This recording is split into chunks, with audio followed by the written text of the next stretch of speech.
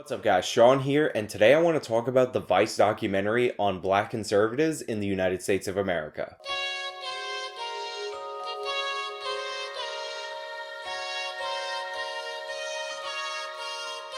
So this is something that I wanted to talk to you guys about for a long time. Not just the Vice documentary, which I've been working towards making a response video to since it came out, but the topic of Black conservatives in America and the effort for Republicans and conservative activists to pull Black voters away from the Democratic Party. But before we get into the documentary, I think it's really important for me to dispel certain myths about American politics up front, because a lot of these myths are being pushed by the left and a lot of people on the right have also bought into them. And the number one myth that I want to dispel right away is this idea that demographics are a destiny, because there is a major asterisk to that point. And the part that people often leave out of that is, if current voting trends continue, demographics are our destiny. But I'm going to let you guys in on a little bit of a secret. There is nothing set in stone that says that current voting trends will continue. In fact, demographic voting patterns change a lot quicker than people realize. A lot of people don't know that in George W. Bush's second election, where he ran against John Kerry, he actually captured 40% of the Hispanic vote. This was after a performance of 35% in the year 2000. Now, a lot of people who push this idea that demographics are a destiny and that an increasing American minority population is going to automatically equal Democratic victories and doom for Republicans have completely written off any hope that Republicans would recapture a significant portion of the Hispanic vote. But again, that's 40% in 2014. That's 3 presidents ago. Trump, Obama, Bush's second election. That's not that long ago. Another thing that people who talk like this don't realize is that Republicans don't need to win any of these demographic groups. They just need to not get slaughtered. Right now, Republican presidential candidates capture about 8% of the Black vote during presidential elections. Now, if you told me that you thought it was ridiculous to suggest that Republicans are going to move that 8%, that tiny minority of Black voters, to 51% and capture the majority of Black voters, I'd agree with you. That's ridiculous. But the thing is, they don't need to capture 51% of Black voters. You just need to move that up to around 20%. Maybe even 15 is sufficient, because that puts the Democrats in a lot of trouble. Now, you guys can cry about demographics all you want, but the fact that a major political party in this country that only has 2 political parties can't get 1 out of 5 African Americans to vote for them is a problem with the party and their messaging. 1 out of 5 Black voters should not be that difficult for the Republican Party. In fact, the left is well aware that this shouldn't be a tall order for them, which is why they mercilessly attack Black conservatives or anybody who's African American who doesn't toe the party line. American Republicans. These are lost, disturbed, self-loathing people who are part of a personality cult for a president who calls for domestic terrorism and a destruction of every norm that makes this country great. It was not a summit. It was a Make America Great rally. They used some young blacks as props. Notice that all of those youngsters had caps on. It was almost like, we're going to dress you for the photo. I mean, think about it. When you have CNN reporters freaking out over Kanye West expressing warmth toward Donald Trump so much that they actually had a reporter contact his dead mother's friend to try to shame him back into the Democratic Party, that lets me know that they are really worried about this, because again, Republicans don't have to win the Black vote. They just have to not get killed. I'm just going to be honest, and I may get in a lot of trouble for it. I actually feel bad for him. What I saw was a minstrel show today. Him in front of all of these white people, mostly white people, embarrassing himself and embarrassing Americans, but mostly African Americans. This was an embarrassment.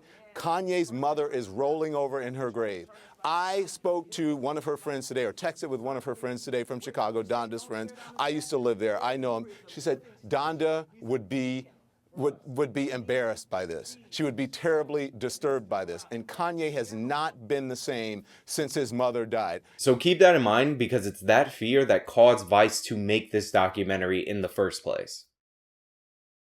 I ran for president. I asked Black Americans to give me a chance with your vote by saying, what the hell do you have to lose? Remember?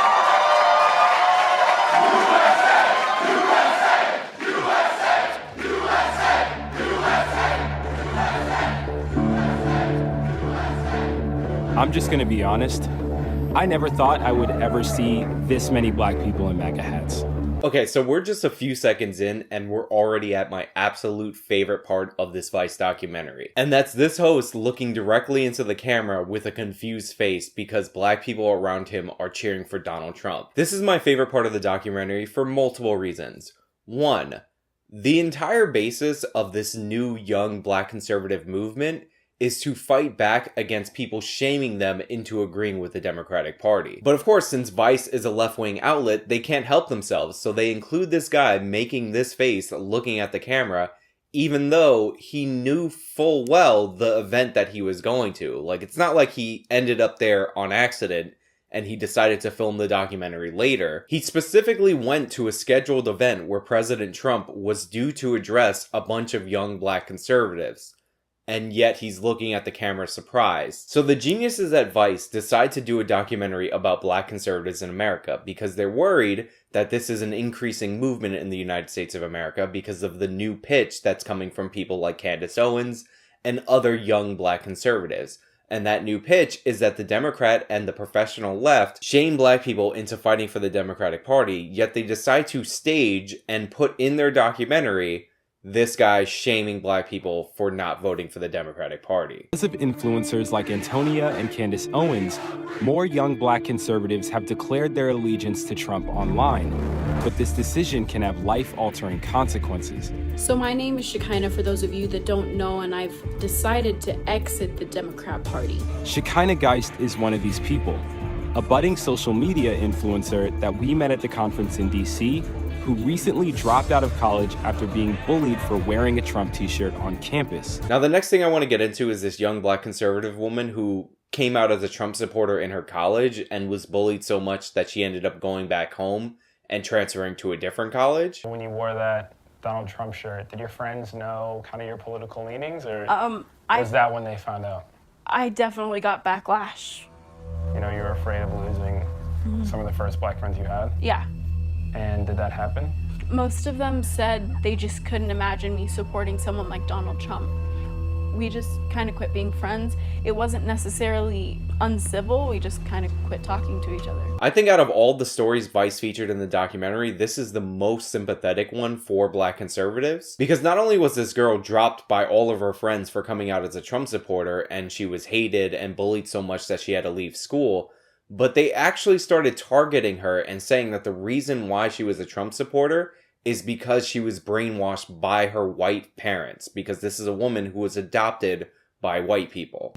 I think it was initially the shock that I lost my race card, that I wasn't black anymore. A lot of people said that my family was brainwashing me, and that really bothered me. Why? Because I knew that I love my family. Now, the reason I think that this is such a sympathetic story is because of the vitriol showed against this girl. Saying that this girl's parents adopted her so that they could brainwash her into being a Republican is not only absurd, but it's incredibly vicious and nasty to say. The people who adopt, raise other people's children are some of the most kind-hearted, loving, and generous people. To hate somebody's politics so much that you're trying to drive a wedge between them and their parents and shame them for being adopted by a loving family and loving them back is horrible. And because this vicious line of attack was used against her, the only way for her to come back into being good with her friends would have been to, in some way, disavow those parents that she loves and loves them. By the way, according to her, her parents don't talk about politics and aren't very interested in politics. So it's not even true that she's just parroting the politics of her parents, according to her. Your parents kind of impart any leanings one way or the other on you?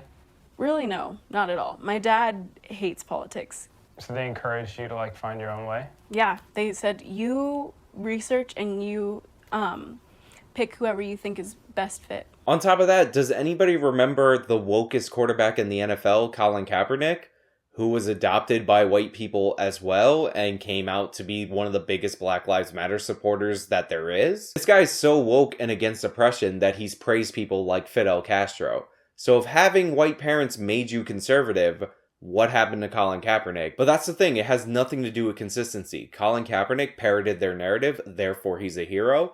This girl decided that she was a conservative, therefore she's being brainwashed by her evil white parents because no black person would be a conservative. After the segment, Vice went to a local college to talk to the Black Student Union about how they feel about black conservatives, and these are the answers that they got. So then how do y'all feel about black conservatives? Okay, so look. The black bourgeoisie, that's all I gotta say. Shocker, one of the first things you hear is a Marxist-style term. I see they house Negroes at the end of the day. And that's just facts, that's big facts, that's big facts. They just house Negroes. It's like, but about conservatives, it's just like y'all house Negroes. Like y'all just trying to please this white man so y'all can be on his good side. So as much as I want to look past like, oh, you're a person and you might be confused, but like your personal values are tied in policies that affect my life. And then the insults come in. And my favorite part about this is this guy's like, as much as I want to, see you as a person, your politics disagree with me, so you're not really a person. Remember, this is a student union filled with people that are worried that conservatives, Trump supporters, Republicans dehumanize black people. And yet when a black person has a different opinion, immediately the dehumanizing language comes out. The host at Vice even asked these representatives of the Black Student Union if black conservatives are welcome with the Black Student Union. And this dude is like, I wouldn't say welcome. Would young black conservatives, could they feel welcome in this space that it is supposed to be welcoming for black students?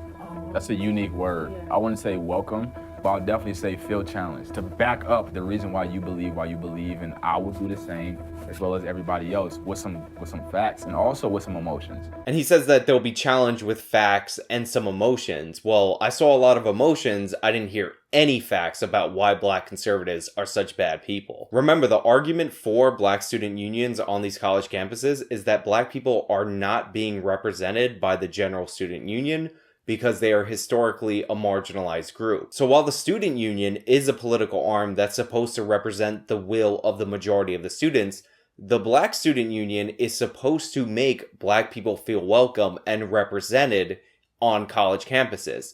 They're actually supposed to be less partisan and political than your normal student union. But this guy straight up was like, yeah, I don't know if they would be welcome. I wouldn't use the word welcome in the Black Student Union. I mean, what do they think we do? Represent black students? They disagree with us. Obviously, we don't represent them. That's a unique word. I wouldn't say welcome. And honestly, it's statements like this from people who are supposedly meant to represent black people on college campuses and in other places that add fuel to the fire that is the black conservative movement. Because again, what's different about this young black conservative movement is that it's basically 100% based on people like this who think that they are the gatekeepers to what is blackness. Now look, I don't know how effective this campaign is going to be. Personally, I'm actually really skeptical of it. I don't think this anti-shaming message is going to be that powerful. To me, I think you need a policy to push in conjunction with something like this in order to get the outcomes that you want. And I don't really see that from this campaign. But that being said, this Vice documentary that's meant to fight back against the young black conservative movement is one of the best pieces in favor of this movement there is. Because people on the left cannot seem to help themselves. This whole documentary is based around the idea that black conservatives are shamed, attacked, and treated like they aren't black. They're treated like they're race traitors. And throughout this documentary, every time they interviewed a leftist, they basically confirmed that narrative. Now, to me, this still needs to be paired with a winning political issue, and I believe that issue is education. The Democratic Party is in the pocket of the teachers union. The Republican Party theoretically supports charter schools. Every time black people are given the chance to opt their kid out of their local public school, they line up around the block at these charter schools. The fact that Republicans can't seem to turn any of those people into Republican voters, despite the fact that they are clearly in favor of this Republican policy, is mind-boggling. Yes! On Tuesday, Brooklyn College Performing Arts Center played host to this year's annual Achievement First Student Admissions Lottery. One of the largest school networks in New York, Achievement First operates 9 charter schools serving 2,500 of Brooklyn's children. But then again, betting on the ineptitude of Republicans is typically a safe bet. Anyway, that's all I really have for you guys today. Let me know what you think about black conservatives in the comments down below. If you like this video, then please show me by leaving a like. You can subscribe for more content, follow me on my Twitter. You can support me via one-time donation on PayPal or monthly through Patreon or Subscribestar. This has been me talking about Black conservatives in America. Till next time.